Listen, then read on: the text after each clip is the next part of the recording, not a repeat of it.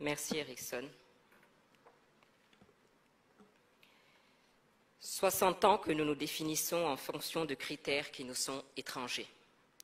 Régime pluraliste, régime de parti unique, régime libéral, régime communiste, régime socialiste, mais où est le régime adapté aux pays africains dans tout cela? 60 ans de mascarade électorale, tenez-vous bien, entre 1960 et 1989, sur 102 élections présidentielles, le président en exercice a remporté les élections avec en moyenne 92%. Les partis du pouvoir ont obtenu en moyenne 83% des voix. Et dans 29 pays sur 47 en Afrique, les partis d'opposition n'ont jamais été représentés. Et nous parlons de démocratie. Plus de 60 ans d'instabilité. Sur 486 coups d'État tentés depuis 1950 dans le monde, 214 dont 106 réussis ont eu lieu en Afrique, soit un coup d'État par an dans au moins 2 États africains. Plus de 30 ans que nous copions le système de démocratie à l'occidental, 30 ans de résultats électoraux douteux, de crise post-électorale, de gouvernance inefficace.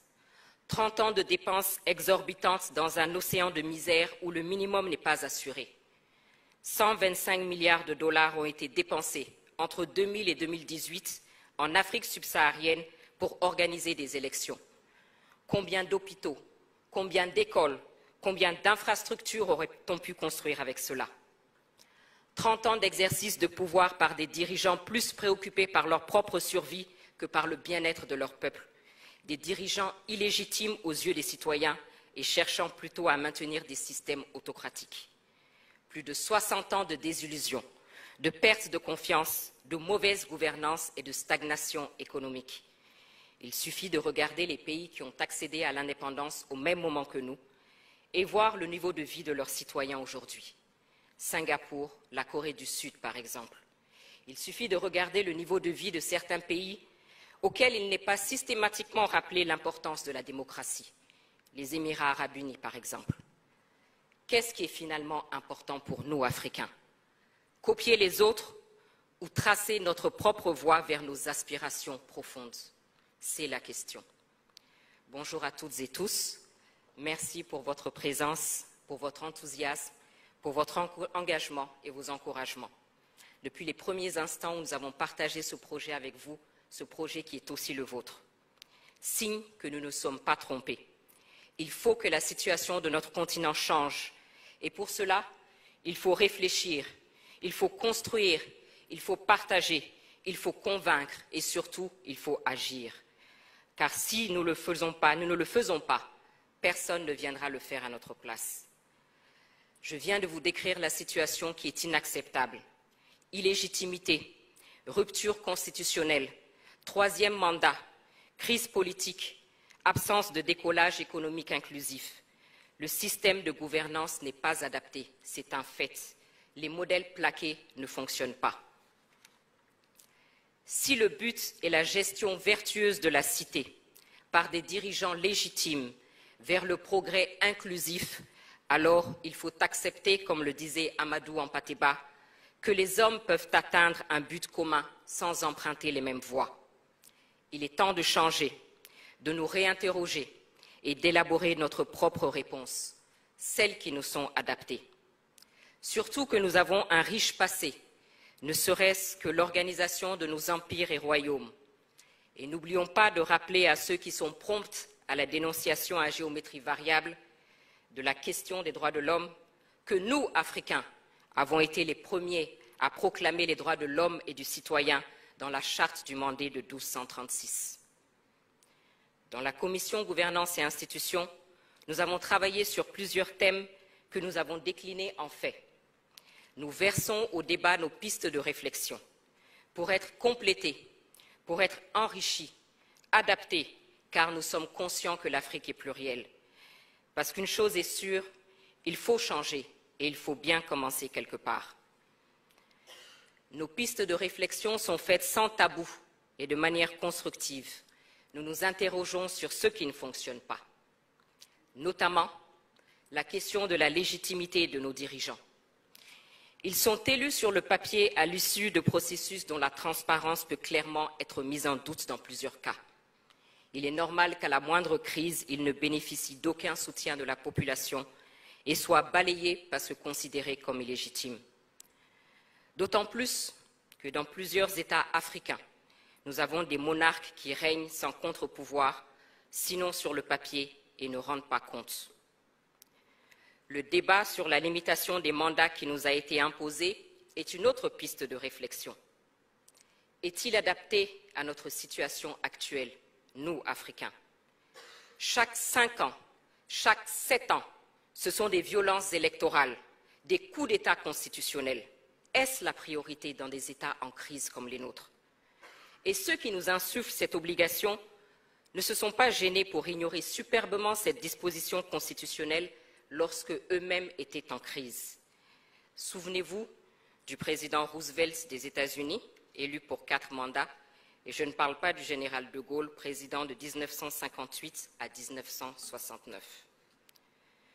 Nous voyons tous la situation de nos États. Pourquoi ne pas dépasser ce débat et se poser les vraies questions qui sont: comment désigner des dirigeants qui gouverneront et travailleront uniquement au service d'une vision partagée? Autrement dit, qu'est-ce qui est important pour nous, Africains?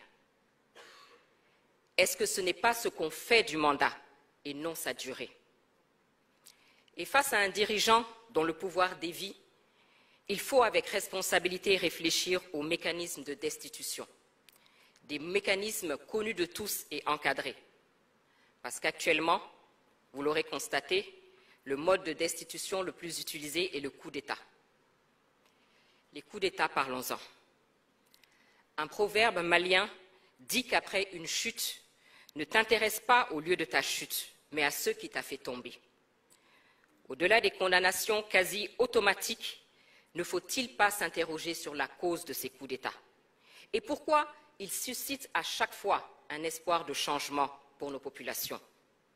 Mais également, ne faut-il pas que nous arrêtions les faux fuyants et que nous considérions la question de l'armée, qui est clairement un acteur à part entière dont il faut définir le rôle? À côté de nos dirigeants, la question des acteurs de la gestion de la cité, le citoyen, la société civile et les partis politiques est aussi une piste de réflexion. Le citoyen a voix au chapitre uniquement au moment des élections. Nos sociétés civiles sont moribondes ou devenues des instruments aux mains des puissances étrangères.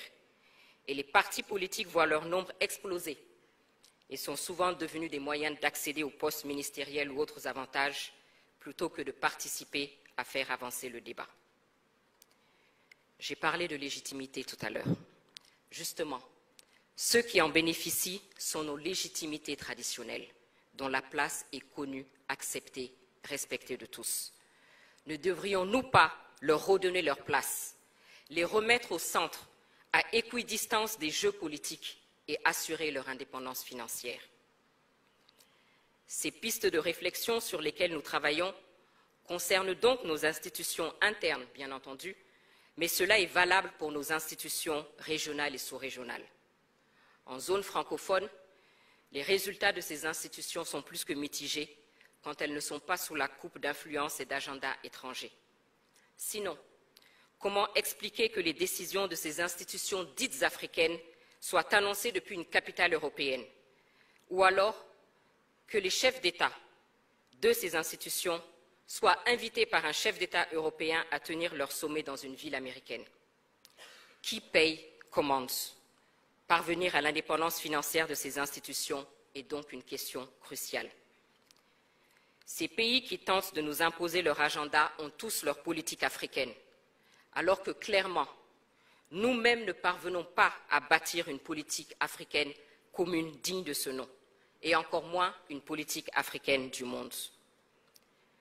Le dénominateur commun à toutes ces pistes que je viens d'évoquer est la prise de conscience et le sens de la responsabilité. Pour Patrice Lumumba, l'Afrique écrira sa propre histoire. Le temps est venu.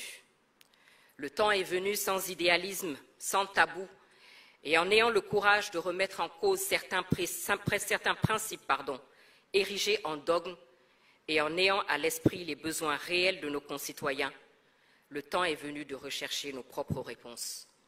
Et c'est ce que nous essayons de faire parce que personne ne viendra le faire à notre place. Je vous remercie.